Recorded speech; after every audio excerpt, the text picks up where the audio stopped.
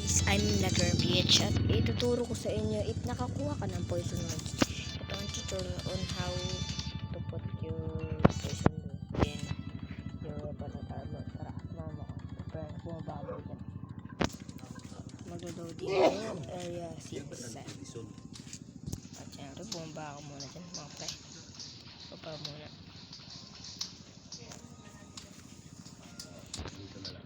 Baba muna. Dito nga pala lahat ang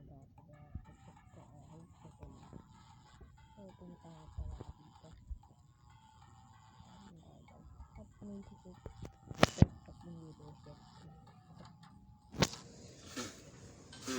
changing room.